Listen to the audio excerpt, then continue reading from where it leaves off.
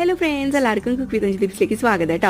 ഇന്ന് ഞാൻ കാണിക്കാൻ പോകുന്നത് നമ്മുടെ ബോളി തന്നെയാണ്, കോക്കനട്ടൊക്കെ വെച്ചിട്ടുള്ളത്, ശർക്കരയൊക്കെ ഇട്ടിട്ടുള്ളത്. അപ്പോൾ അതിന് വേണ്ടിയിട്ട് ഉള്ളിൽ ഫില്ലിങ് തയ്യാറാക്കാൻ വേണ്ടിയിട്ട് ഒരച്ച് ശർക്കര കുറച്ച് വെള്ളം ചേർത്ത് നന്നായിട്ട് ഉരുക്കിയെടുക്കുക, ഒരു ഏലക്കായ ഇട്ട് കൊടുക്കുക, അതുപോലെ തന്നെ തേങ്ങ ചെരുകി ഇത് ഇട്ട് കൊടുക്കുക, ഇച്ചിരി നെയ്യും കൂടി ചേർത്തിട്ട് നന്നായിട്ടൊന്ന് നമ്മൾ അടയ്ക്കൊക്കെ ഉള്ളിൽ സ്റ്റഫിങ് ചെയ്യാനായിട്ട് വയ്ക്കില്ല, ആ ഒരു കൺസിസ്റ്റൻസിയിൽ ഒന്ന് തയ്യാറാക്കി മാറ്റി വയ്ക്കാം.